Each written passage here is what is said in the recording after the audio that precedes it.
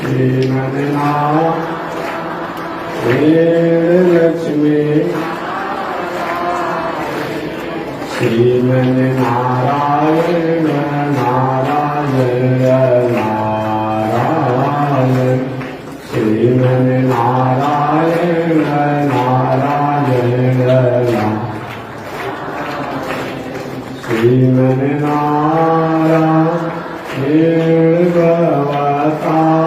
भवतारायण श्रीमन्नारायण भवतारायण लक्ष्मी नारायण नारायण नारायण लक्ष्मी नारायण नारायण आग लगी आकाश में दर्शन लगे अंगारो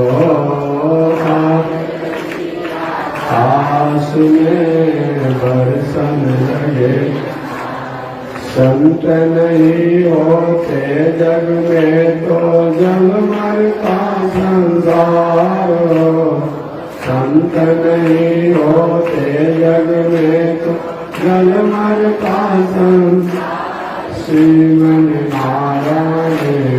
नारायण नारायण श्रीमन्नारायण नारायण लक्ष्मी नारायण नारायण नारायण लक्ष्मी नारायण नारायण तने देखी रघुनाथ जी मारी रोरिया तने देखी रघुनाथ जी मारी रोरिया तने आकी रघुनाथ जी रामा बगसर में आके रोआ तने देखी रघुनाथ जी हमारी रोरिया तने देखी रघुनाथ जी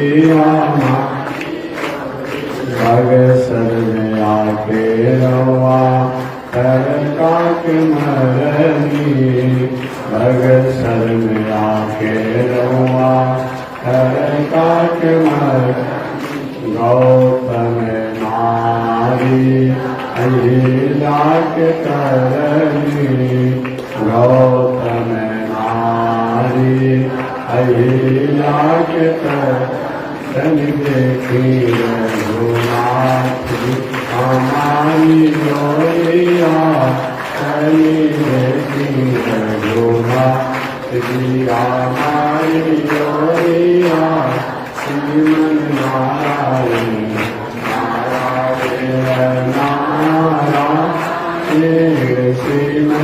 श्रीमन्नारायण नारायण लक्ष्मी नारायण नारायण नारायण लक्ष्मी नारायण नारायण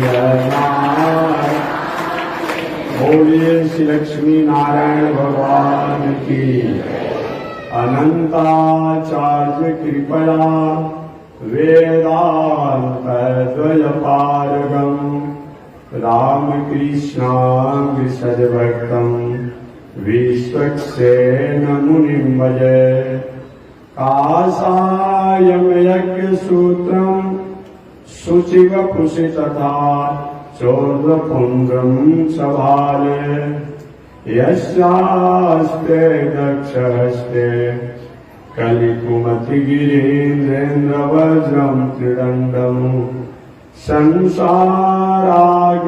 प्रशान्त्यै मृतजलममलं दानपात्रं पवित्रं श्रीविश्वक्सेनसूरे पदकमलयुगं श्रेयसे संश्रयामि लक्ष्मीनाथसमारम्भाम् नाथयामुनमध्यमाम् अस्मदाचार्यपर्यन्ताम् वन्दे गुरो परम्पराम्। नारायणाय विद्महे वासुदेवाय धीमहि तन्नो विष्णु प्रचोदयात्। महालक्ष्म्यै च विद्महे विष्णुपत्न्यै च धीमहि तन्नो लक्ष्मी प्रचोदयात्। तन्नो लक्ष्मी प्रचोदयात्। परमाराध्य श्री लक्ष्मी नारायण भगवान, नित्य वंदनीय पूज्य गुरुदेव श्री त्रिरंगी स्वामी जी महाराज के युगल चरणों में कोटि नमन। भगवत भागवत आचार्य कैंकर्य पारायण महानुभाव, पावन भूमि पर पावन कथा को आप श्रवण करते आए। पावन कथा अंतर्गत पिछले दिन यानी आषाढ़ पूर्णिमा के दिन तक, गुरु पूर्णिमा के दिन तक श्रीमद् भागवत महापुराण के महात्म की कथा को आपने श्रवण किया। अब बहुत कुछ बताने की परिचय की आवश्यकता नहीं है, क्योंकि लगभग 25 दिनों से आप श्रीमद् भागवत महापुराण के महात्म्य कथा को श्रवण करते आ रहे हैं। आज से श्रीमद् भागवत महापुराण के प्रथम स्कंद के प्रथम अध्याय के प्रथम श्लोक के द्वारा हम भागवत कथा को श्रवण करेंगे। श्रीमद् भागवत महापुराण में जो महात्म्य जो है, महात्म्य की कथा, वो स्कंद पुराण और पद्म पुराण अंतर्गत। आप धनी आदमी हैं, विद्वान आदमी हैं, दानी आदमी है, प्रतिष्ठान आदमी है, दयालु आदमी है। आप कहते कि मैं विद्वान हूँ, दानी हूँ, विद्वान हूँ, ज्ञानी हूँ, प्रतिष्ठित हूँ, अच्छा बात है तो, और हैं या कहते हैं तो कोई बात नहीं। लेकिन दूसरा व्यक्ति भी अगर कोई बात कह दे कि अमुक व्यक्ति दानी है, विद्वान है, ज्ञानी है, धनी है, प्रतिष्ठित है, तो उसका और महत्व बढ़ जाता है। श्रीमद् भागवत महापुराण में महात्म जो है स्कंद पुराण और पद्म पुराण के द्वारा भागवत की महिमा को बताया गया है। भागवत के द्वारा बात में स्कंद पुराण और पद्म पुराण में श्रीमद् भागवत महापुराण की महिमा महत्व को बताया गया है, जिसकी पावन कथा को आप श्रवण करते हैं। इसलिए इसको संकेत करना पड़ा कि आप कहेंगे महात्मा जी आपने पहले ही जब बता दिया कि नहीं सागर में सूत जी महाराज कथा सुनाए। अब पुनः भागवत के प्रथम स्कंद के प्रथम अध्याय के प्रथम श्लोक के द्वारा भी आप सूत जी की चर्चा करेंगे। एक बार सूत जी की चर्चा करने से काम नहीं चल सकता है, बार बार सुनाने से हो सकता है पुनरुक्ति दोष भी आ जाए। यही शायद किसी विद्वानों को ऐसा मन में समझा। एक और मैं बात बताऊं, भगवान की कथा, भगवान के भक्तों की कथा, धर्म की कथा, भगवान के धर्म में ब्रह्म शब्द की कथा, चाहे जितना भी बार आ जाए पुनरुक्ति दोष की कोई संभावना नहीं होती है। अब देखिए श्रीमद् भागवत महापुराण में कम से कम 4-5 बार तो भगवान के 24 अवतारों की कथा आई है। किसी में कुछ 1-2 नाम आगे पीछे हो गया है, कहीं पहले हो गया, कहीं बाद में हो गया, कहीं बाद में हो गया, कहीं पहले हुआ, लेकिन 3-4 बार कम से कम भगवान के 24 अवतारों की कथा आई। सृष्टि प्रकरण भी 2-3 बार आ ही गया है, प्रसंगवश सुनाएंगे। कोई कहे महाराज ये भागवत में क्या इसको पूर्ति करने के लिए व्यास जी ने ऐसा एक ही बातों को बार बार कह दिया है क्या? नहीं, ये बात नहीं है। उसमें कभी विदुर मैत्री संवाद में सृष्टि प्रकरण आया है, कभी भगवान कपिल देव और उनकी माता विभूति के संवाद में आया है, कभी ब्रह्मा जी और नारद जी के संवाद में भी आया है, कभी ब्रह्मा जी ने भगवान से पूछा सृष्टि प्रकरण कब आया है, कभी भगवान श्री कृष्ण और उद्धव जी के माध्यम से भी आया है। तो अलग अलग लोगों ने पूछा है, अलग अलग महानुभावों ने उस पर अलग अलग व्याख्या किया है। इसलिए एक पुनरुक्ति दोष नहीं है। कुछ हो सकता है विद्वानों के मन में ऐसा होता है, तो ऐसा नहीं होना चाहिए।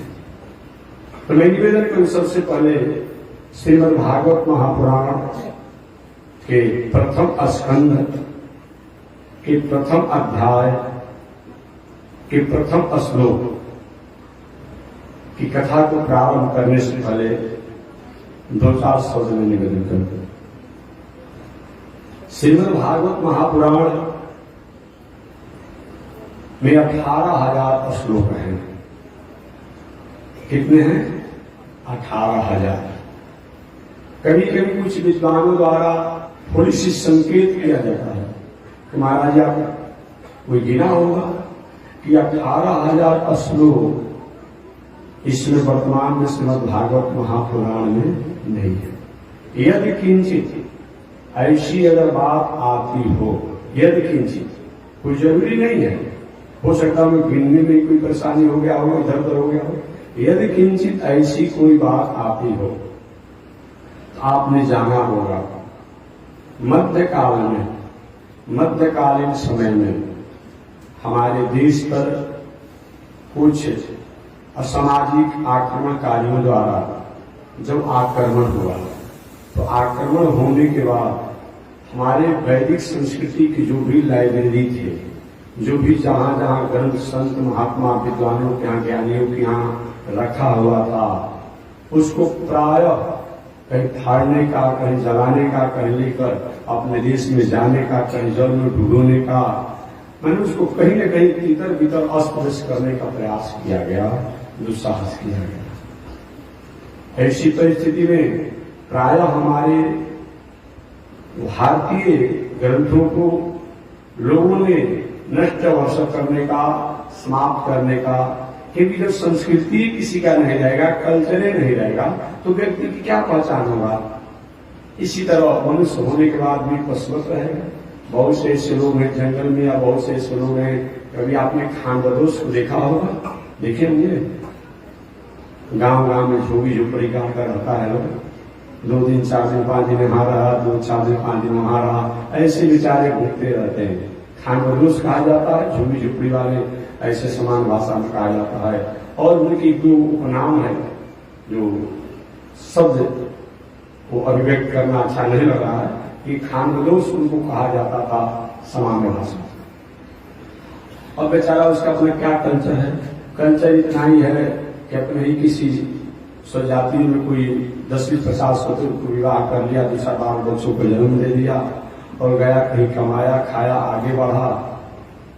इसके 2-4 भैंस बैल गाय रखा, बेचा, उसे पेट भरा, इसके अलावा पूरा जीवन बीत गया, उसके पास कुछ नहीं है, क्योंकि वो अपनी संस्कृति को जानने में भी सक्षम नहीं है, कोई जनाना भी नहीं चाहता है। जीवन में अगर मनुष्य के पास संस्कृति नहीं हो, संस्कार नहीं हो, श्रद्धता नहीं हो, तो हमारे पास कितना भी संपत्ति आ जाए, जीवन की कोई पहचान नहीं।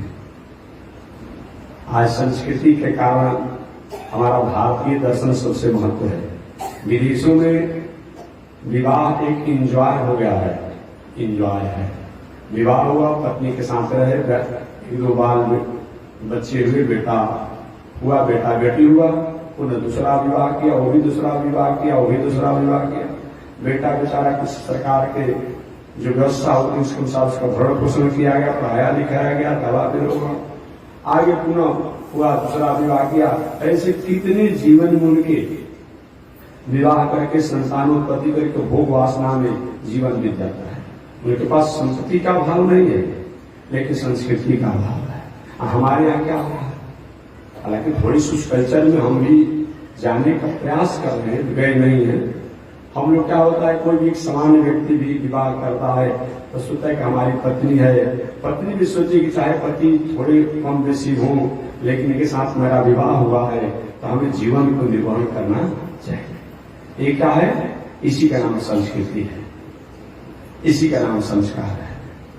विवाह हमारे भारतीय दर्शन में केवल एक एंजॉय नहीं है, ये जीवन की केवल एक सौदा नहीं है, जीवन का एक संबंध है, जीवन की संस्कृति है।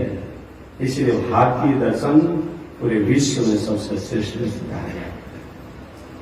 तो मैं निवेदन करना चाहता हूं कि यदि किंचित कई श्रीमद् भागवत महापुराण के श्लोकों को किसी विद्वानों द्वारा गिनती किया गया हो या गिनती करते हैं और उसमें कई कुछ श्लोक उनको कम अगर अनुभव होता हो कि संख्या में कम है, लेकिन आप लोग कहते चले जाते हैं कि 18,000 श्लोक है, 18,000 हम सब लोग कहते हैं, कथा कहते हैं कि महाराज श्रीमद् भागवत महापुराण में 18,000 श्लोक है।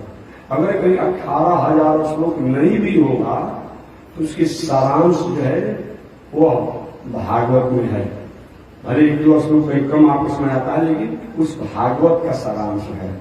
दूसरी बात और मैं बता दूं, आप जिस तरीका से भागवत की श्लोकों की गिनती करते हैं उसी तरह से व्यास जी और सुखदेव जी ने गिनती करने का क्या नियम बनाया है कि नहीं बनाया है, ये भी विचार करना होगा। कभी विद्वान ब्राह्मण देवता लोग दुर्गा सप्तशती देवी भागवत का पाठ करते हैं, करते हुए, और उसमें मार्कंडेय उवाच आता है, मार्कंडेय उवाच, और मार्कंडेय उवाच जो है और उस देवी वो मार्कंडेय उवाच जो है वो अभी एक श्लोक गिनती में होता है, लेकिन समान व्यक्ति समझेगा श्री मार्कंडेय जी ने कहा, लेकिन ये भी क्या है? एक श्लोक है। उसी प्रकार श्रीमद् भागवत में कुछ ऐसे संबोधन है, कुछ ऐसे शब्द हैं जो कहें तो एक अक्षर में, लेकिन वह भी श्लोक है। इसीलिए गणना करना हम अपने तरीका से करते हैं, लेकिन महर्षि वेदव्यास जी ने जो भागवत की रचना किया और महानुभाव ने उसका जो परिशीलन किया, अनुशीलन किया, उसको अगर हम टैली करें तो श्लोक कम नहीं है। अगर कम की संभावना हो तो दो कारण मैंने बता दिया कि जब विधर्मियों द्वारा हमारे देश पर लोगों ने आक्रमण जब किया तो हमारी संपत्ति को तो लूटा नहीं, हमारी संस्कृति को भी लूटने का प्रयास किया। आपने जाना होगा हमारे शास्त्रों को जलाया, फाड़ा, फेंका, सब कुछ किया। साथ ही साथ हमारी भारतीय नारियों की मर्यादा से भी वे मजाक करना चाहा, खिलवाड़ करना चाहा, लेकिन हमारी माताएं ने अपने भारतीय संस्कृति की रक्षा करने के लिए क्या किया? उन विधर्मियों से हमारा संस्कृति बचा रहे, ये माताओं ने, ये जो घूंघट की परंपरा जानते हैं आप लोग ना, जो माताएं घूंघट काटती है, जो घूंघट एक हाथ दो हाथ का होता है, ये हमारा वैदिक परंपरा की मर्यादा नहीं है। जब विधर्मियों ने कुछ असामाजिक तत्वों द्वारा मध्यकालीन समय में हमारी नारियों को, महिलाओं को, माताओं की, उनकी सुंदरता, उनकी गुण, मर्यादा से प्रभावित होकर के उनकी संस्कृति को दूषित करने का जब दुस्साहस किया, उस समय माताओं ने अपनी मर्यादा को रक्षा करने के लिए लंबी घूंघट का रखने का एक प्रचलन चल गया कि न मुंह हमारा देखेगा, न हमारे पर उसकी चंचल होती होगी। वस्तुतः हमारे भारतीय दर्शन में, वैदिक दर्शन में 2 हाथ 3 हाथ का घूंघट काटने का कोई बहुत नहीं है कि हमारा सिर ढका रहे। माताओं का श्रृंगार क्या है, शोभा क्या है, मर्यादा क्या है कि सिर और बाल दिखाई न पड़े, ये मर्यादा है ये माताओं की। हम बहुत प्रसन्न होते हैं। हमारी बूढ़ी माताएं जो 50 वर्ष, 60 वर्ष, 70 वर्ष, 75, 80 वर्ष के हैं, उनकी बहुत अच्छी संस्कृति लगती है।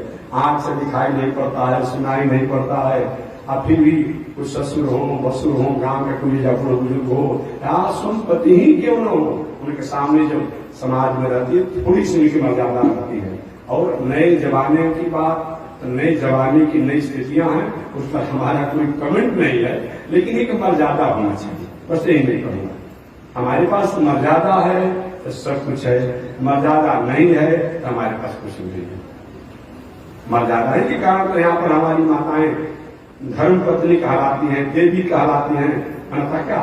और दुनिया में देव होते हैं और दर्शन में देव होते हैं। बौद्ध दर्शन, जैन दर्शन, ईसाई दर्शन, इस्लाम दर्शन, जितने दर्शन हैं उनमें देव होता है, देवियां नहीं होती हैं। हमारे यहाँ देवियां होती है, इनको देवी कहा जाता है। इसलिए माताओं की संस्कृति होनी चाहिए। हमेशा मैं कहता हूं और मैं कहता नहीं हूं, आज थोड़ी सी राष्ट्र में कहीं उन उपद्रवकारियों द्वारा हमारी युवतियों को, माताओं की मर्यादा को चंचल करने का जो दुस्साहस किया जा रहा है, उसमें कहीं न कहीं हमारे पहनावा का, हमारे उठन बैठन का, हमारे खान पान का, हमारे संगत का भी थोड़ा सा प्रभाव है।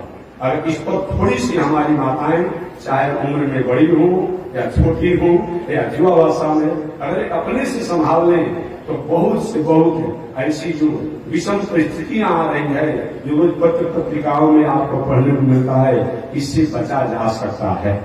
लेकिन आप उठन बैठन, बोलन चालन, संगत, खान पान ऐसे द्वारा जो कहीं चंचलता और भटकाव आने की संभावना है, इस पर हम नियंत्रण कर सकते हैं। सरकार तो कानून बनाती है, बनाती ही रहेगी।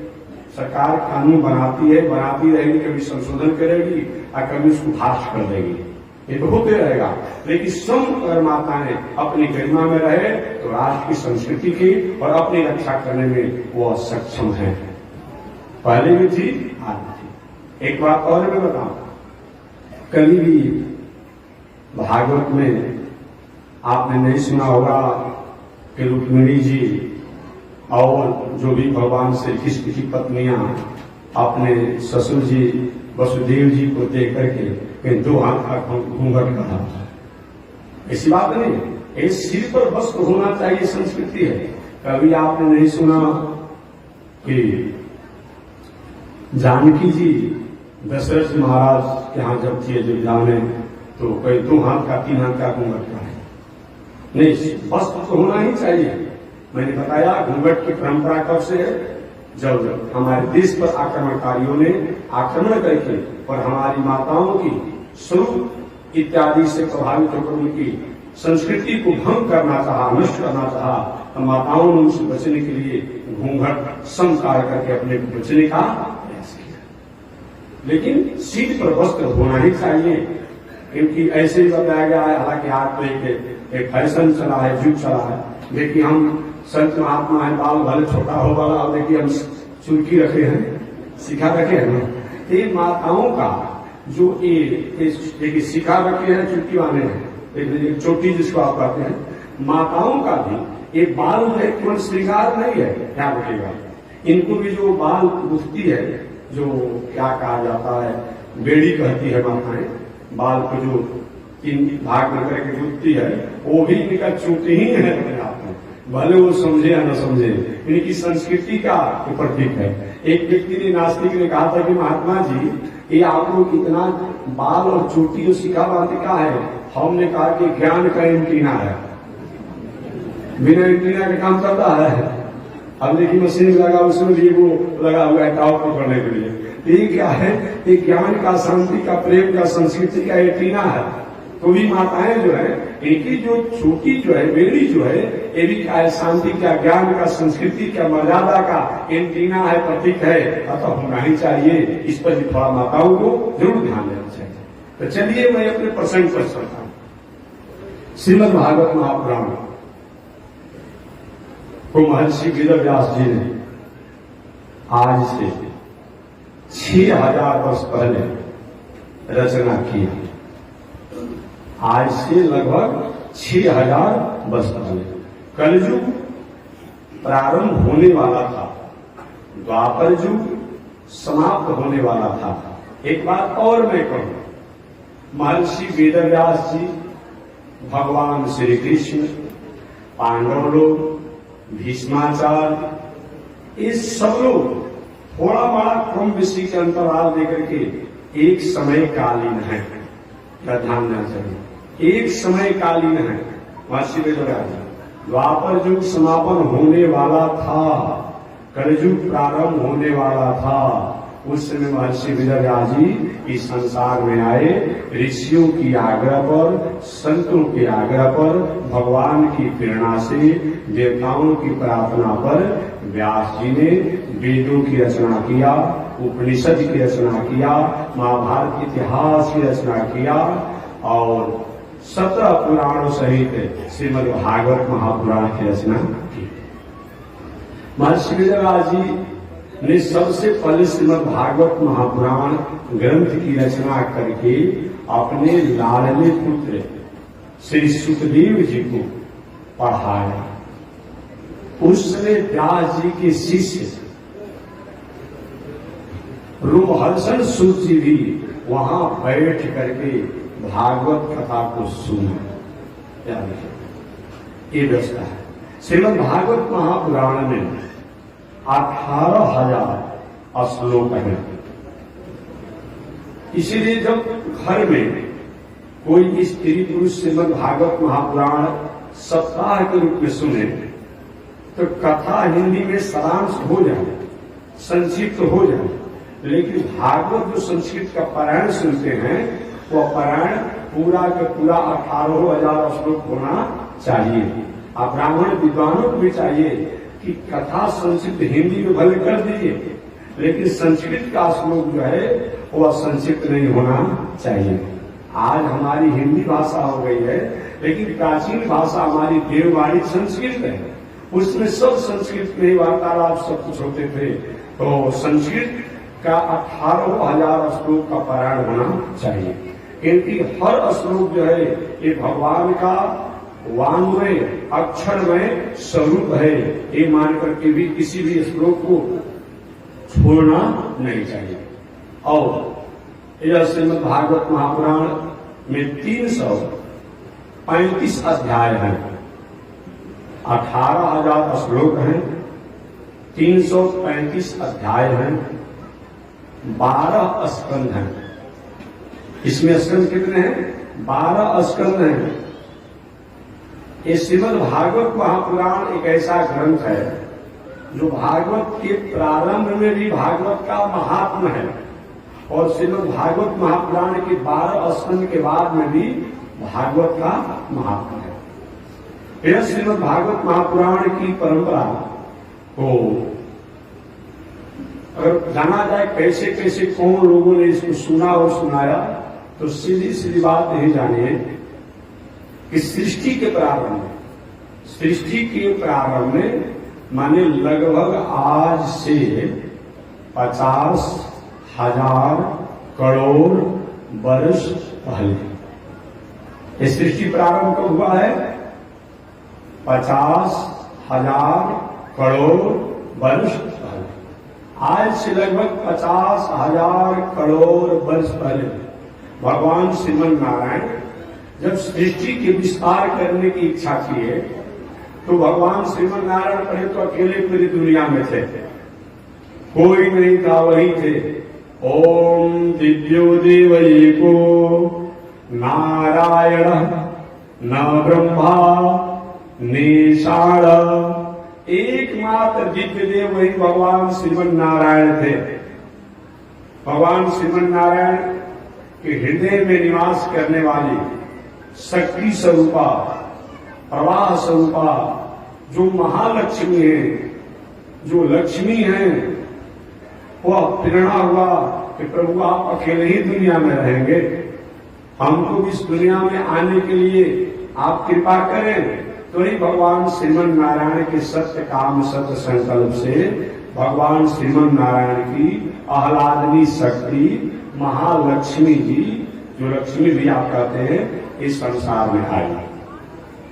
और लक्ष्मी जी जब आई तो भगवान से प्रार्थना की, प्रभु हम दो ही लोग रहेंगे, सृष्टि का विस्तार करिए।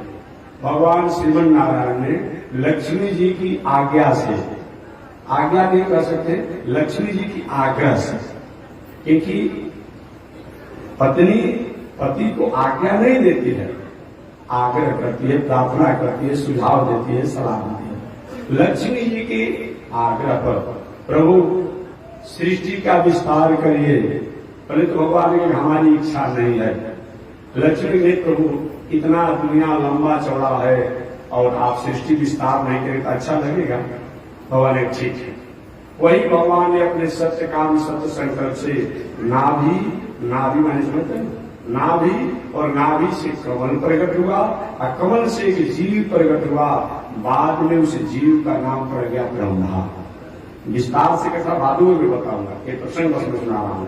ब्रह्मा जी और ब्रह्मा जी से चल करके आगे चल करके सृष्टि का विस्तार बहुत हुआ है, तो कथा प्रसंग बाद में आएंगे। तो भागवत की कथा कब से है? भगवान श्रीमन नारायण ने सबसे पहले अपनी आह्लादनी शक्ति महालक्ष्मी जी को ये भागवत कथा सुनाई।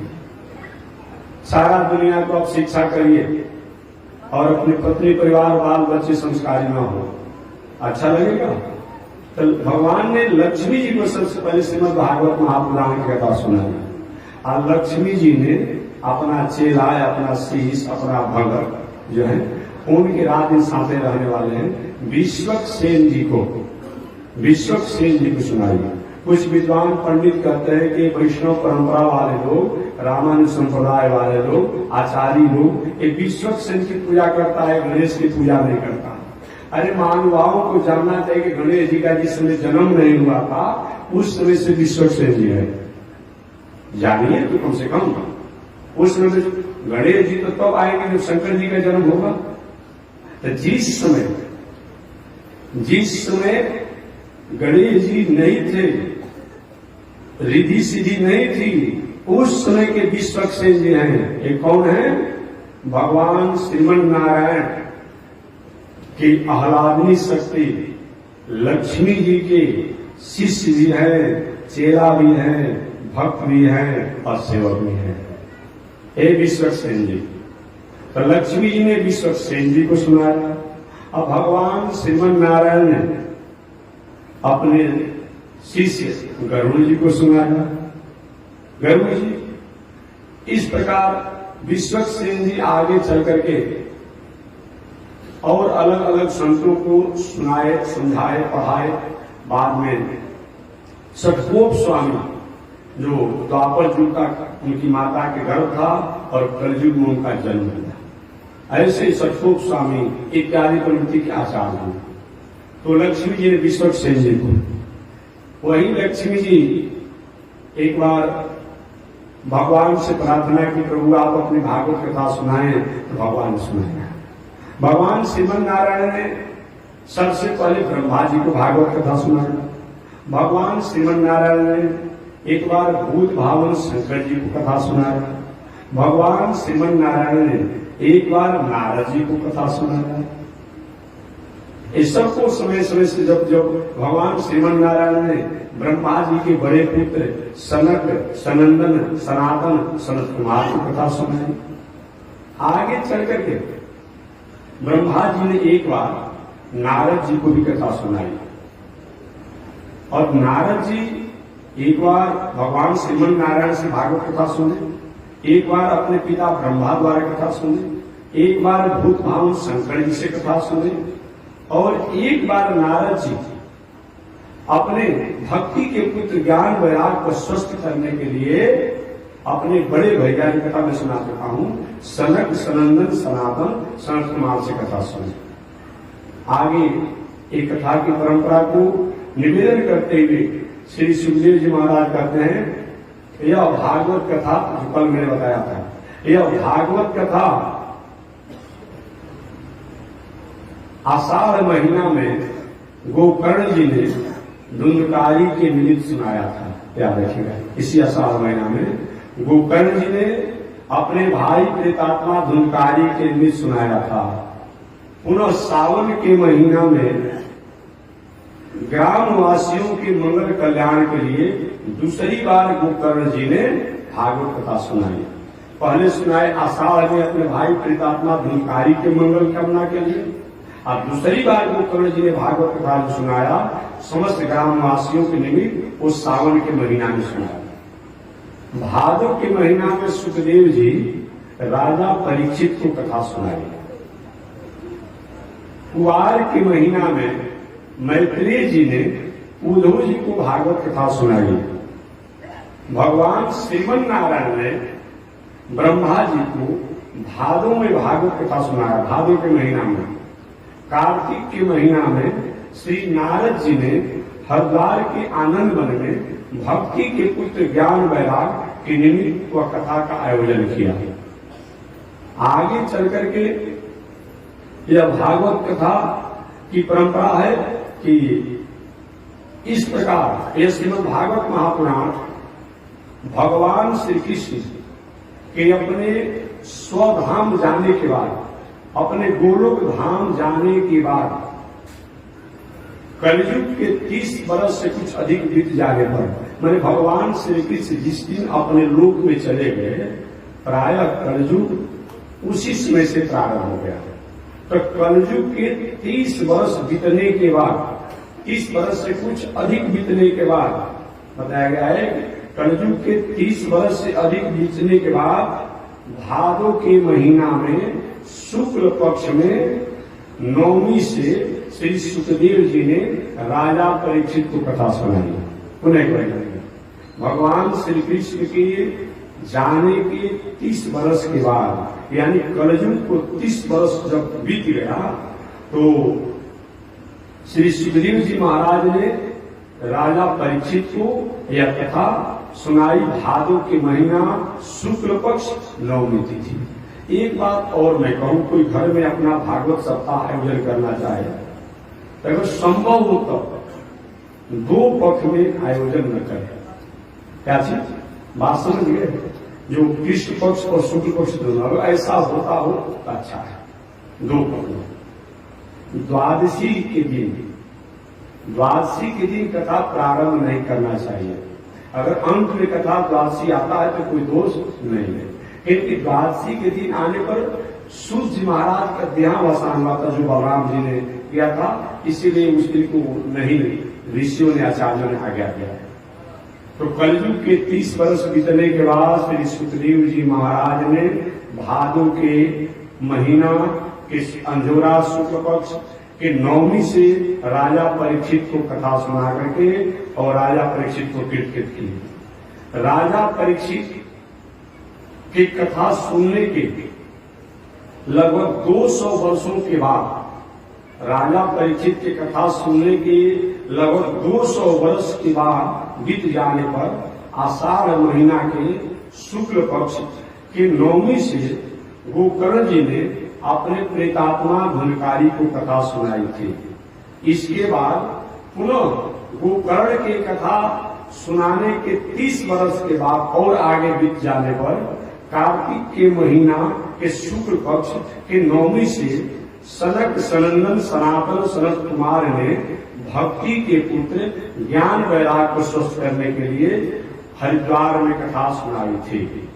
और कुछ समय बीत जाने के बाद बात सुनेगा, इस प्रकार गोकर्ण जी को कथा है, नारद जी को हरिद्वार में आयोजन कथा होने के बाद, आयोजन होने के कुछ दिन के बाद श्री नैमिषारण्य में श्री सूत जी महाराज ने 88,000 ऋषियों को सौनक ऋषि की अगुवाई में एक कथा सुनाई।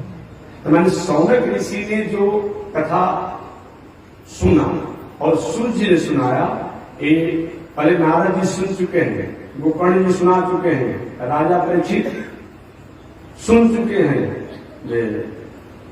उसके बाद उद्धव जी सुन चुके हैं, विदुर जी सुन चुके हैं। क्योंकि बाद में कथा आएगी, यही कथा को एक बार कथा आएगी कि सुखदेव जी ने राजा परीक्षित को सुनाया, तो बीच में कथा आ जाएगी कि मैत्रेय जी ने विदुर जी को सुनाया, तो यही कथा आएगी कि सरकारियों ने अमुक को कथा सुनाया। तो इसमें लोग भ्रम हो जाते हैं, तो महाराज जी आखिर कथा भागवत किसने सुनाया, किसने क्या किया, बात समझिए।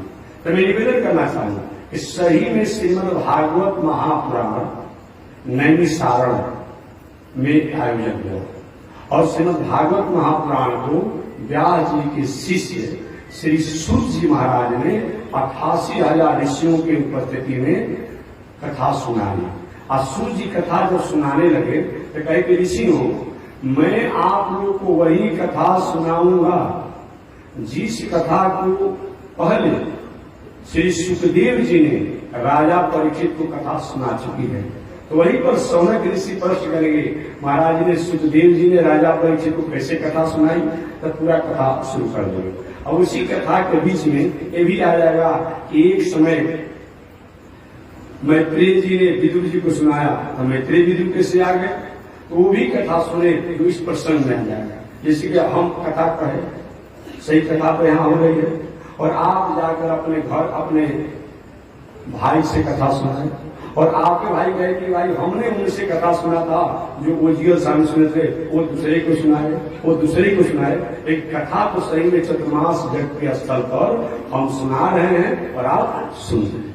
तो श्रीमद् भागवत महापुराण जो है, एक कथा का परंपरा कहाँ का है, नैमिषारण्य का है। 88,000 ऋषियों के आम उपस्थिति में सौनक ऋषि की अध्यक्षता में यह कथा हो रही है। इस प्रकार यह श्रीमद् भागवत महापुराण का साक्षात एक भगवान का स्वरूप है, जो व्यास जी महाराज शब्द के रूप में श्रीमद् भागवत महापुराण को सूत्रात्मक इसकी व्याख्या की है। श्रीमद् भागवत महापुराण की रचना व्यास जी ने मानव के कल्याण के लिए किया है।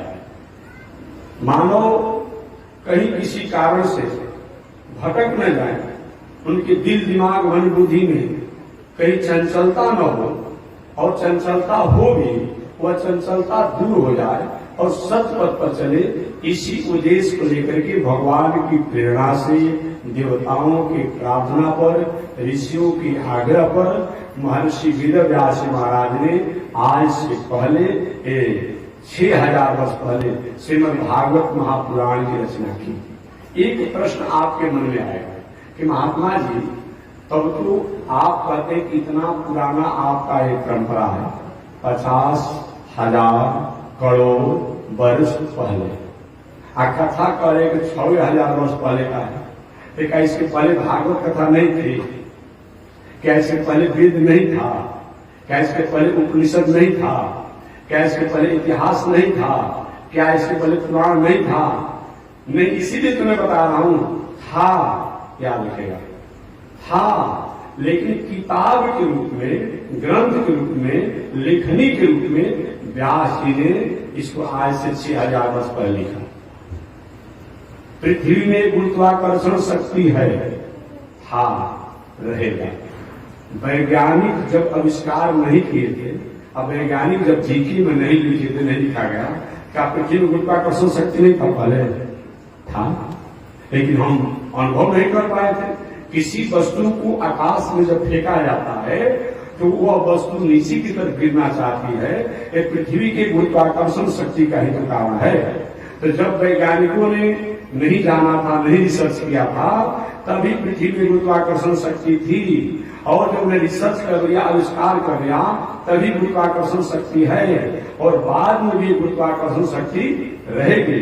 तो महर्षि वेदव्यास जी से पहले भी ये श्रीमद् भागवत महापुराण था, क्योंकि सृष्टि के प्रारंभ में ही भगवान श्रीमन नारायण ने ब्रह्मा जी को जब सृष्टि करने में थोड़ा सा भ्रमित हो रहे थे, आज से 50,000 वर्ष, 50,000 करोड़ वर्ष पहले, तो भगवान ने वही भागवत का कथा सुना करके और नारद जी को सृष्टि करने का प्रेरणा दिया। एक भागवत होता, उपनिषद होता, वेद होता, इतिहास होता, पुराण होता, रामायण होता, ये जो भी कुछ है ये सब सृष्टि के प्रारंभ के हैं, लेकिन किताब के रूप में, लेखनी के रूप में ये क्या है, ये 6,000 वर्ष पहले हुआ। जैसे हम आज लगभग 25-26 वर्षों से कथा सुना रहे हैं। अब किसी दयालु के मन में आया कि महात्मा जी कथा तो कहते रहते हैं, सुनाते रहते हैं, लेकिन भविष्य में हर व्यक्ति तक सुलभ कैसे हो, वो मोबाइल पर हमारा आवाज नोट कर लिया, कहीं कलम कागज से लिख लिया, और बाद में पुस्तक छपा करके अभी समाज में वितरित हो रहा है। तो कथा तो हम 25 वर्ष पहले से, 20 वर्ष पहले से कर रहे हैं, लेकिन 1-2 वर्षों से किताब की परंपरा हो गया। वही बात है, चाहे वेद हो, इतिहास हो, पुराण हो, जो भी है, ये सब सृष्टि के प्रारंभ के हैं, लेकिन व्यास जी ने आज से 6000 वर्ष पहले इसको इस संसार में किया। कभी कभी एक प्रश्न और आते हैं कि वेद पहले के हैं, कि उपनिषद पहले के हैं, कि इतिहास पहले के हैं, कि पुराण पहले के हैं, कि स्मृति पहले के हैं। ऐसे तो जह निश्वसता वेदा, भगवान के श्वास से वेद प्रकट हुआ है। याद रखिएगा, भगवान के श्वास से वेद प्रकट हुआ है। अगर ये कहा जाए कि वेद ही केवल पहले का है, इतिहास पुराण नहीं है, तो थोड़ा सा समझने में हम असहज हो जाएंगे। अगर वेद है तो वेद अगर ये कहते हैं, लेकिन उसी में लिखा हुआ है जिसमें आपने जाना होगा कि जब वाल्मीकि रामायण में है कि भगवान श्री राम जब लंकापुरी से लौट करके आने का समाचार जब मिला तो पूरी अयोध्या नगरी में वेद, उपनिषद, इतिहास, पुराण, स्मृति सबका पाठ शुरू हो गया मंगल कामना को लेकर के। तो जो भाई पहले जब इतिहास था ही नहीं, पुराण था ही नहीं, स्मृति था ही नहीं, क्योंकि विधि था, तो पाठ कैसे किया गया त्रेता युग में? किताब के रूप में रचना तो हुआ है द्वापर युग के अंत में, अब पाठ हो रहा है त्रेता युग में, राम जी के जमाने में। कैसे इसको करेंगे? इसलिए शास्त्रों के वाक्यों को समन्वय करने के लिए वेद के शब्दों को तब तक पूरा हम नहीं समझ पाएंगे जब तक से इतिहास की सत्ता को हम नहीं मानेंगे। वेद के शब्दों को तब तक पूरा हम नहीं समझ पाएंगे जब तक पुराण की सत्ता को हम वेद के समय से नहीं मानते हैं, तो उसके अर्थ को समझना हमारे लिए मुश्किल काम हो जाते हैं। क्योंकि कोई भी घटना लेकर के, कोई किसी प्रकार की घटना, इतिहास जो होता है, वेदों में अगर कोई है तो क्या है? इतिहास हो गया तो इतिहास हो गया, पुराण हो गया तो पुराण हो गया, तो पुराना है। तो वेद को प्रमाण दिया जाता है क्या? प्राचीन काल में एक सांडिल्य अमुक एक विदुषी थी जो इस प्रकार वो यजन किया करती थी, और भी आता है। तो कोई भी अगर पौराणिक कथा आती है वेद में, तो जब पुराण था ही नहीं, इतिहास था ही नहीं, स्मृति था ही नहीं, तो वेद में पौराणिक इतिहास कथा आया कहां से? इसलिए वेद भी पुराना है, इतिहास भी पुराना है, स्मृति भी पुराना है, इसको नकारा नहीं जा सकता है। उपनिषद तो वेद का शिरोभाग ही है, तभी शास्त्र को हम निर्णय कर पाएंगे। वेदार्थो निश्चितव्य स्मृति इतिहास पुराण, वेदार्थो वेद का अर्थ निश्चितव्य निश्चय किया जाता है, स्मृति इतिहास पुराण, स्मृति द्वारा, इतिहास द्वारा, पुराण द्वारा। वो स्मृति कौन है? मनु स्मृति। एक कौन मनु स्मृति? मनु अनेक है, एक कौन मनु? कौन मनु? ब्रह्मा जी जब सृष्टि करने लगे तो सृष्टि करते समय ब्रह्मा जी ने सबसे पहले सनक, सनंदन, सनातन, सनत कुमार, ये 4 बालकों की सृष्टि किया। और ये चारों भाई जो बाल ब्रह्मचारी बन गए तो ब्रह्मा जी के मन में थोड़ी सी उदासी हुई कि मेरे बेटा जन्म तो लिया लेकिन बाल ब्रह्मचारी साधु बन गया। तो ब्रह्मा जी ने इसमें भागवत महापुराण के अनुसार, हालांकि आप लोग शिव पुराण, अन्य पुराणों को जो पढ़ते हैं तो आप लोग नहीं पढ़ते कि शंकर जी तो स्वयंभू हैं, शंकर जी की कोई माई बाप नहीं है। ठीक है भाई, आप पढ़ते हैं, उसके प्रति हमें कोई आपत्ति नहीं है। लेकिन सबसे अंतिम महर्षि वेदव्यास जी का ग्रंथ है श्रीमद् भागवत महापुराण है। उस श्रीमद् भागवत महापुराण में व्यास जी महाराज ने स्पष्ट लिखा है कि सनक, सनंदन, सनातन, सनत कुमार ये ब्रह्मा जी की सृष्टि में सबसे प्रथम है। ये मनुष्य भी हैं, गिनती होती है, ये देवता भी हैं, ये ऋषि भी हैं। इनसे पहले ब्रह्मा जी की सृष्टि में कोई नहीं था, कोई नहीं था, कोई नहीं था, श्रीमद् भागवत महापुराण के अनुसार। और जब ये चारों भाई बाल ब्रह्मचारी बन गए तो ब्रह्मा जी के मन में थोड़ी सी उदासी हुई। मेरा पुत्र मेरी आज्ञा नहीं माना, घर की गृहस्थी को नहीं संभाला और साधु बन गया, तो थोड़ी सी उदास थे, उदास और थोड़ा आवेश में भी थे। उसी समय ब्रह्मा जी के सामने एक बालक प्रकट हो गया भगवान के संकल्प से। कभी आवेश में पसीना उसीना हो जाता है, भगवान बन जाता है। एक बालक प्रकट हुआ, बालक ने कहा मेरा नाम बताइए, मेरा काम बताइए, मेरा धाम बताइए। ब्रह्मा जी के एक को तो काम बताया तो काम किया ही नहीं। और तुम अपना काम अपने से पूछ रहे हो, तो तुम्हारा नाम रहेगा रुद्र, तुम्हारा नाम रहेगा शंकर, तुम्हारा नाम रहेगा भूत भावन। तुम शंकर रुद्र के नामों से जाने जाओगे। वही शंकर जी हैं जो ब्रह्मा के कौना सत्य में है।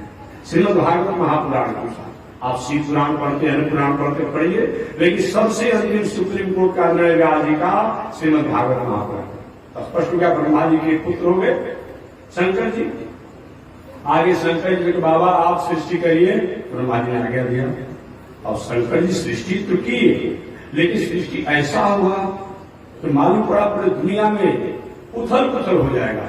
बाघ, सिंह, घोड़ा, साकरी, डाकनी, भूत, प्रेत, पिशाच, सांप, बिच्छू, ये जितने विषैले, जितने खूंखार, जितने भयावह, ये सब भूत भावन शंकर जी प्रकट कर दिए। ब्रह्मा का ऐसे सृष्टि को बन गई है, ये तो हमारी सृष्टि को समाप्त कर डालेंगे। लेकिन जो हो गया सो हो गया। आखिर हम क्या करें पितामह ब्रह्मा जी? ब्रह्मा जी ने कहा, हे भूत भावन शंकर जी, अभी आप तप करिए। वही तप करने के लिए शंकर जी चले गए और बाद में शंकर के 11 रुद्र और 11 रुद्राणी को प्रकट की। तो पहले के एक रुद्र एक रुद्राणी और बाद में 11 रुद्र 11 रुद्राणी, दोनों मिलकर हो गए 12 रुद्र और 12 रुद्राणी। इसलिए सृष्टि बहुत नहीं हो पाया। तब 10 को ऋषियों की सृष्टि किया ब्रह्मा जी ने, जिसमें मरीचि ऋषि, अत्रि ऋषि, पुलह ऋषि, कर्तु ऋषि, भृगु ऋषि, वशिष्ठ ऋषि, अंगिरा ऋषि और नारद जी, ऐसे 10 ऋषि हुए। ये 10 ऋषियों द्वारा भी सृष्टि हुई। ब्रह्मा जी के ही पुत्र धर्म है, ब्रह्मा जी के ही पुत्र अधर्म भी है। अरे भाई, आपका एक बेटा धार्मिक होता है, एक बेटा झगड़ालू हो जाता है, पुत्र पुत्र होता है। एक बेटा अच्छे धर्म करने रहता है, एक बेटा सुबह से शाम उल्टा खाता पीता है। तो ब्रह्मा जी के छाती से धर्म हुआ और ब्रह्मा जी के पीठ से अधर्म हुआ। अब ब्रह्मा जी द्वारा ही कुछ राक्षस भी प्रकट हो गए, राक्षस भी प्रकट हो गए। अब तो ब्रह्मा जी परेशान हो गए, मेरा बेटा और राक्षस। लेकिन जो हो गया सो हो गया। आगे ब्रह्मा जी ने सोचा ऐसा सृष्टि से काम नहीं चलेगा, हमें स्त्री पुरुष के वैवाहिक संबंध से जैसे वंश का विस्तार होना चाहिए। वही ब्रह्मा जी ने सृष्टि में ये मरीचि इत्यादि ऋषियों की सृष्टि होने के बाद आदि स्वयंभुव मनु को प्रकट किया। किसको प्रकट किया? आदि स्वयंभुव मनु। और एक स्त्री हुई जिसका नाम पड़ा शत्रुपा। ब्रह्मा जी ने कहे आपकी पत्नी होगी और पति पत्नी की मर्यादा से वंश विस्तार का कार्य किया जाए। वही मनु और शत्रुपा हुए। और मनु शत्रुपा जब हुए तो पिताजी हमारे लिए क्या आज्ञा है? ब्रह्मा जी ने कहा आज्ञा यही है कि आप मैथुनी सृष्टि मन स्त्री पुरुष की मर्यादा से संबंध से सृष्टि का विस्तार करें। वही मनु शत्रुपा के द्वारा 2 पुत्र हुए और 3 पुत्रियां हुई। आदि समूह, एक तो सूर्य के पुत्र भी मनु है, एक सूर्य के पुत्र भी, 2 सूर्य के 2 पुत्र मनु है। एक सतव्रत श्राद्ध वैवस्वत मनु और दूसरे का नाम है सावरणी मनु। जो सतव्रत श्राद्ध मनु है उसी मनु के वंश परंपरा में आगे चलकर के इक्ष्वाकु इत्यादि रघु इत्यादि हुए और उसी वंश परंपरा में भगवान श्री कृष्ण हुए। इसलिए सूर्यवंशी भगवान श्री राम कहते हैं। तो चलिए, लेकिन इस प्रथम मनु कौन है? आदि स्वयंभुव मनु, जो मनु और शत्रुपा के नामों से जाने जाते हैं। तो मनु जी और शत्रुपा के द्वारा 2 को पुत्र हुए, प्रियव्रत और उतान पाह एक पुत्र हुए। उन प्रियव्रत और उतान पाह 2 पुत्र हुए और 3 कन्याएं हुई, आकृति, देवहूति, प्रसूति। आकृति का विवाह रुचि नाम के प्रजापति के साथ किया गया, जिसे इनके जग इत्यादि और विपुल पुत्र हुए। और देवहूति का विवाह कर्दम ऋषि के साथ किया गया, ये भी ब्रह्मा के ही पुत्र थे। इनसे भगवान कपिल देव हुए, जो आप जानते होंगे। और प्रसूति का विवाह जो है ब्रह्मा के पुत्र थे दक्ष, उन दक्ष के साथ हुआ, जिन दक्ष और प्रसूति के द्वारा ये 16 कन्याएं हुई। इन 16 कन्याओं में एक सती जी का भी नाम आता है। तो 3 गो मनु महाराज की बेटी हुई और 2 गो बेटा हुआ।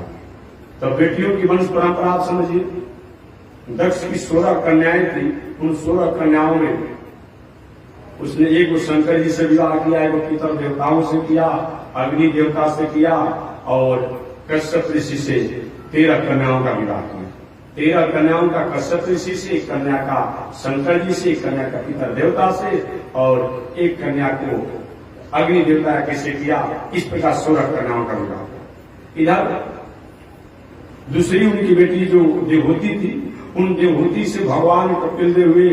ये तो साधु बन गए, ये तो बालक की वंश परंपरा नहीं चली। लेकिन कर्दम ऋषि की जो दूसरी बेटी थी, इसके द्वारा देवहूति पुत्री थी, देवहूति के द्वारा लगभग 9 कन्याएं हुई। इन 9 कन्याओं द्वारा वो बाद में चल करके 9 ऋषियों का विवाह हुआ, जो सृष्टि पूरा पट गया। मरीचि, अत्रि, पुलह इत्यादि। इस प्रकार मनु महाराज के प्रियव्रत और उतानपाद जो पुत्र हुए, उसी प्रियव्रत उतानपाद के वंश परंपरा में ध्रुव जी हुए, जो ध्रुव जी द्वारा आगे चला। एक कथा बाद में आएगी। तो वही आदि स्वयं मनु है, जो सृष्टि के प्रारंभ के ब्रह्मा जी के पुत्र है। वही मनु जी द्वारा स्मरण में मानव के कल्याण के लिए, हित के लिए जो भावना आई, जो प्रेरणा हुआ, वही क्या है, मनु स्मृति है। आज कुछ महानुभाव लोग कहते हैं कि मनुस्मृति में ये बात लिखा है, ये बात लिखा है। अरे भाई, उस समय का जो काल था, जो परिस्थिति था, उस काल परिस्थिति के अनुसार, कुछ आचरण के अनुसार, कुछ दिनचर्या के अनुसार कुछ वैसी बात है। अभी अगर आज की काल परिस्थितियां हैं, उसके अनुसार आज है। एक उस समय की काल परिस्थिति को और आज से आप परिगणना करेंगे तो अच्छा लगेगा? नहीं लगेगा। तो अगर कहीं आपको बात नहीं समझ में आती है उस मनु जी की बात, तो उसको चिंतन कीजिए, निधासन कीजिए। और भी नहीं आ रहा है तो जहन्नम में मत बैठाइए। हीन करेंगे। गंगा जी में गंगा जी का जल बहता है, लकड़ी बहता है, अनेक प्रकार गंदगी बहता है। आपकी इच्छा है तो सुंदर जर्किन में, लोटा में शुद्ध गंगा जल लाकर घर रख दीजिए, शंकर जी की पूजा पाठ करने के लिए, भगवान की पूजा करने के लिए। लेकिन आप कहते भाई गंगा जी गए थे और उसमें देखे तो लाश बह रहा है, तो गंदगी बह रहा है और आप लौट कर आ गए। अरे भाई, गंगा जल सुधा के घर तो रख दीजिए। तो उस मनु स्मृति में जो अच्छे वाक्य हैं उनको अपने जीवन में उतार लीजिए। बाकी जो नहीं समझ में आ रहा है उसको वही किताबें में रहने दीजिए। कोई भी आपकी बात में नहीं है, कोई भी बात हो सकते नहीं है।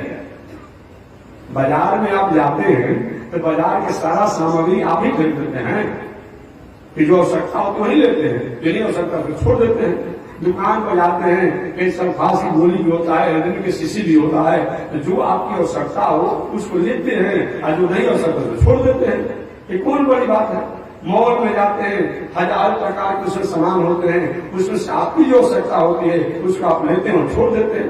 अगर यदि किसी किताबों में, किसी ग्रंथों में, किसी शास्त्रों में, किसी पुस्तक में ऐसे कोई आपको भ्रमित वाक्य समझ में आ रही है, उस वाक्य को नहीं छोड़ दीजिए। और जिस काल में रचना हुआ था, जिस लिखा गया था, लेकिन आप क्या करें, आप उस अच्छा चीज ले लीजिए। एक हम क्या कहते हैं, अब कहीं मॉल में गए और आपको लेना है 200 सामान, तो आप जो मॉल खोला है, दुकान का मालिक है, सुनो ये जो सामान मैंने लिया ये तो ठीक है, बाकी इसके अलावा जो मैं नहीं लिया उसको फेंक दो। ऐसा चलेगा?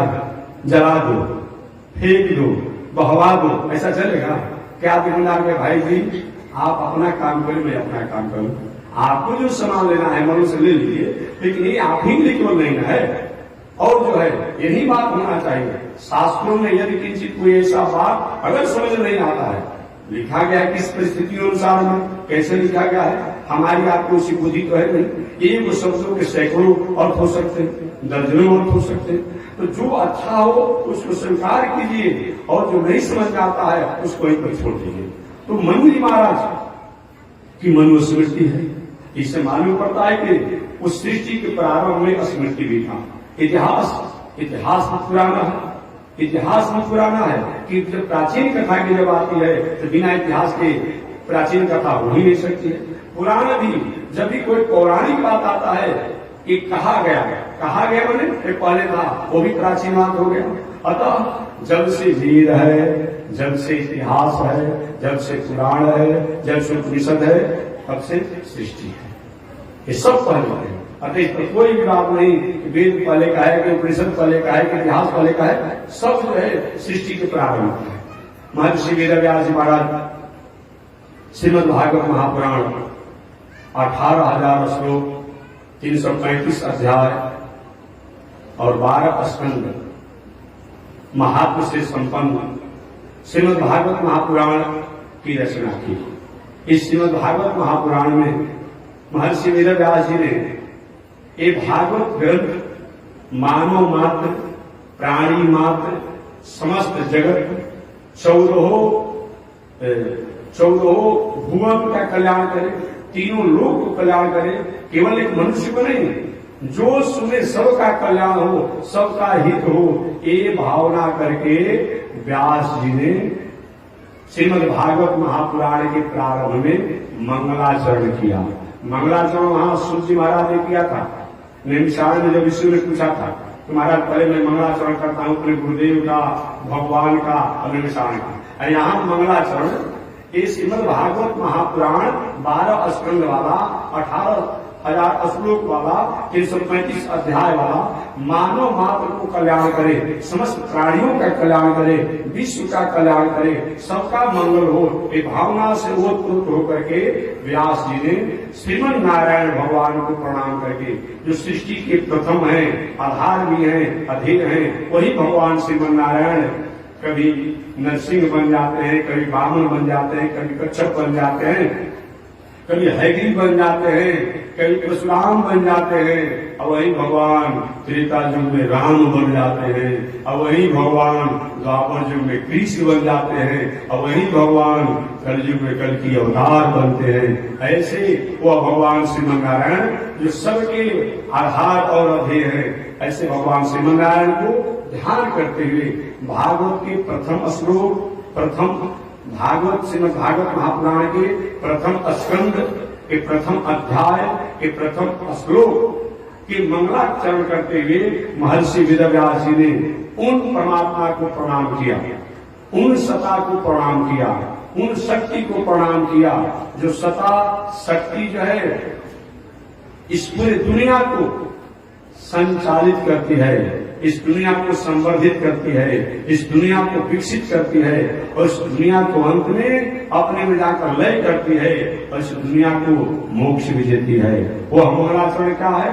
महर्षि वेदव्यास जी द्वारा श्रीमद् भागवत महापुराण का प्रथम श्लोक, जन्माद्यस्य जतोऽन्वयादितरतश्च सार्थेष्वभिज्ञस्वराट् तेने ब्रह्म हृदय आदि कवये मुह्यन्ति यत् सूरयः तेजो वारिमृदाम् यथा विनिमयो यत्र त्रिसर्गो मृषा धाम्ना स्वेन सदा निरस्य कुहकम् सत्यं परं धीमहि, सत्यम परम धीमहि। अब देखिए व्यास जी महाराज ने एक बहुत बड़ा अजीब काम किया है मंगलाचरण में। नाम नहीं लिया, सत्य शब्द को प्रणाम किया। सत्य क्यों कहा?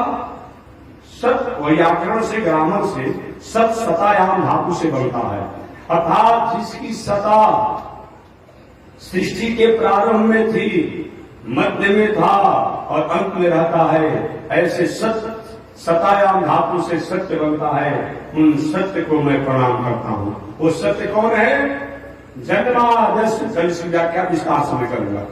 जन्माद्यस्य यतोऽन्वयादितरतश्च सार्थेष्वभिज्ञस्वराट्, जिनसे जन्माद्यस्य, जन्माद्यस्य माने जन्म, पालन, संहार और मोक्ष। हालांकि विद्वान लोग संहार में मोक्ष को मान लेते हैं। एक मैं अपने पूज्य गुरुदेव श्री त्रिवेणी स्वामी जी महाराज, जो आज से लगभग 35 वर्ष पहले हम लोग उत्तर प्रदेश के बलिया जिला मैं रुद्रपुर गाय घाट गंगा किनारा गांव का, वहां स्वामी जी कथा के लिए कोई ना कोई रुके थे। एक विद्वान श्रीमद् भागवत महापुराण के ग्रंथ लेकर टीका लेकर के लाए थे। बाबा स्वामी ने कहा कि सुनाइए पंडित जी। तो पंडित जी सुना रहे थे, तो हम लोग भी भाई भेंट कराना है, स्वामी जी तक पहुंचाना है, तो हम लोग थे, तो मैं भी सुन रहा था, वो सुना रहे थे। तो उन्होंने कहा कि जिसके द्वारा जिनसे संपूर्ण दुनिया का जन्म पालन और संहार होता है। स्वामी जी ने हंसते हुए पंडित से कहा कि पंडित जी, जन्म पालन संहार तो जिनके द्वारा होता है, मोक्ष कौन करता है? मोक्ष कौन करता है? आप करेंगे? कौन करने वाला है? पंडित जी के स्वामी जी, संहार में मोक्ष आ जाता है। एक नहीं पंडित जी, संहार अलग चीज होता है और मोक्ष अलग चीज होता है। संहार माने क्या होता है? हमारी इच्छा के विपरीत जो व्यवहार होते हैं, जो कर्म होते हैं, घटनाएं होती है, वो क्या है? संहार है। और मोक्ष क्या है? हमारी इच्छा के अनुकूल जो काम होते हैं, वो क्या है? मोक्ष है। जैसे आपने कोई खेती किया, अचानक सांड भैंसा किसी व्यक्ति ने क्या किया? खेत को रौंद दिया। कहते कि सांड ने भैंसा ने हमारे खेत को संहार कर दिया, कहते हैं ना, संहार कर दिया।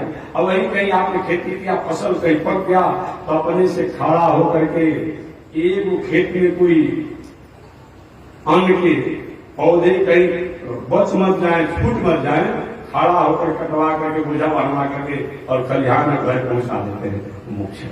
हमारी इच्छा के अनुरूप जो काम होता है वो क्या है? मोक्ष है। हमारी इच्छा के विपरीत जो काम होता है वो क्या है? संहार है। संहार वाले लोगों को इस संसार में अपने काल चक्र में आवागमन में आना पड़ता है, और मोक्ष वाले व्यक्ति को इस संसार में आने की नौबत नहीं होती है। अगर कहीं आना भी होता है कि संसार के झंझट का उनका कोई प्रभाव नहीं पड़ता है। जैसे हमने बुलेट प्रूफ, वाटर प्रूफ, अग्नि प्रूफ, जल प्रूफ, अगर हम आवरण को धारण कर लिया तो जल तो दृष्टि रूप में होगी, जल तो हमारे पड़ेगा, लेकिन जल का प्रभाव हमारे शरीर पर नहीं होगा। अग्नि प्रूफ है, हमने ऐसा आवरण लिया है कि अग्नि की प्रवाह तो रहेगी लेकिन हमारे पर प्रभावी नहीं रहेगा। ये क्या है? तो जो जन्म पालन संहार और मोक्ष, तो मोक्ष में क्या होता है? एक संसार में आता ही नहीं है। यदि किसी कहीं आना पड़ा, इस संसार में रहने के बाद भी संसार के झंझट से वो अलग है। जैसे कमल की पत्ता आपने देखा होगा, या और जैसे पत्ते, उन पर कितना भी जल आप अंगुली से डालिए, वो पत्ता क्या करता है? जल को गिरा देता है, कहते हमको मतलब नहीं है। रहता कहाँ है? जल नहीं रहता है, लेकिन जल का प्रभाव नहीं होता है। तो जो मोक्ष वाले हैं एक तो आते ही नहीं है। यदि किंचित कहीं आ भी जाए तो संसार के झंझट और संसार के बंधन का कोई प्रभाव नहीं होता है। जैसे भगवान श्री रामानुजाचार्य इस संसार में आए, आकर के भक्ति का प्रचार किए, मानव मात्र का कल्याण उद्धार किए चले गए। हमारे पूज्य गुरुदेव श्री त्रिदंडी स्वामी जी महाराज जो अपने दिनचर्या में रह करके सैकड़ों वर्ष जीवित रह करके और मानव मात्र का कल्याण किए। इसलिए संहार और मोक्ष में बहुत अंतर है। मोक्ष को क्या है? यदि गत्वा न निवर्तन्ते तद्धामं परमं मम, जहां जा करके पुनः लौट करके नहीं आना पड़ता है वो मोक्ष है।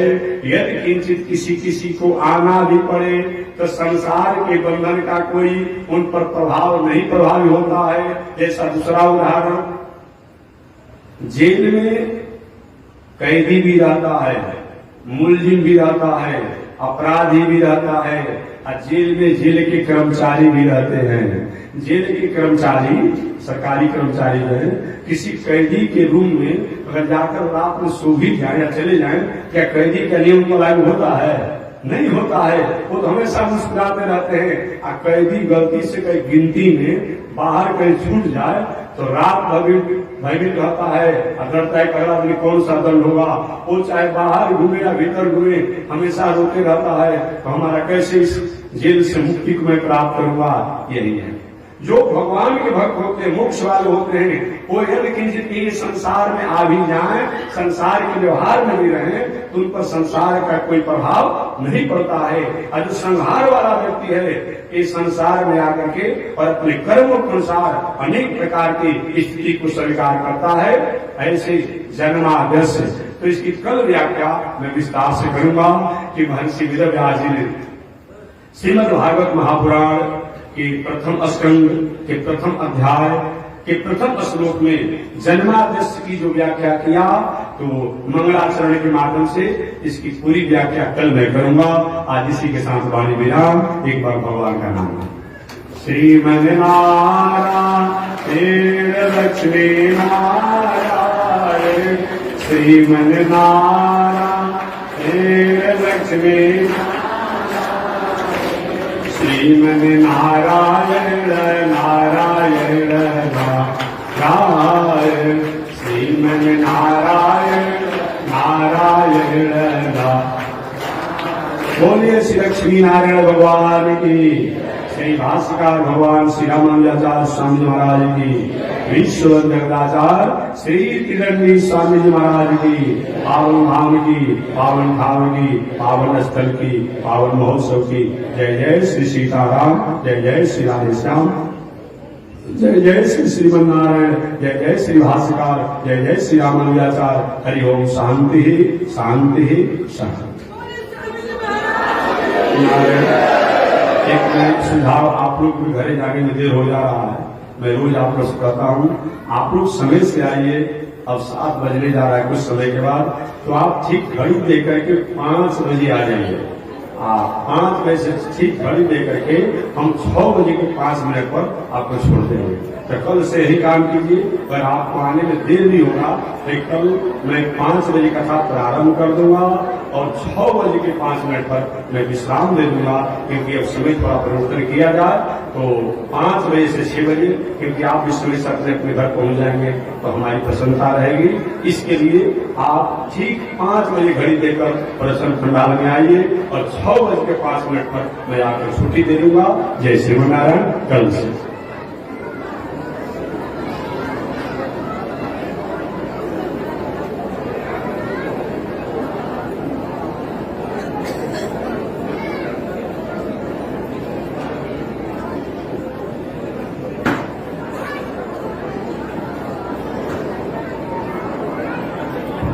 ओम चंद्रमा मनसो जात, चक्षो सूरजो अजायत, श्रोत्राद्वायुष प्राण समुखादंगिरजायत, श्रीशते लक्ष्मी शपत्न्या बहुरात्रे, आर्षे नक्षत्राणि रूपमस्मिनो व्यातम्, ईश्वे निगाला वो मयि भाण, सर्वलोकं मयि भाण, काषायं यज्ञसूत्रं शुचिवपुषि तथा चोदपुण्ड्रं सबाले, यस्यास्ते दक्षहस्ते कलिकुमतिगिरीन्द्रेन्द्रवज्रं त्रिदण्डं, संसाराग्नि प्रशान्ते वृतजलममलं दारुपात्रं पवित्रं, श्रीविश्वक्सेन सूरे पदकमलयुगं श्रीयसे संश्रयामि, अमर्यादसोदस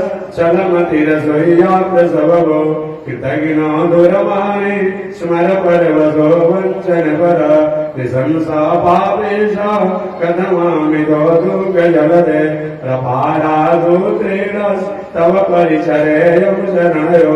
लक्ष्मी नारायण भगवान की, ईश्वर जगदाचार्य श्री त्रिदंडी स्वामी जी महाराज की, पावन धाम की, पावन भाव की, पावन स्थल की, पावन महोत्सव की। जय जय श्री सीताराम, जय जय श्री राधे श्याम, जय जय श्री श्रीमन नारायण, जय जय श्री भाष्यकार, जय जय श्री रामानुजाचार्य, जय जय श्री त्रिदंडी स्वामी महाराज। हरि ओम। शांति शांति शांति।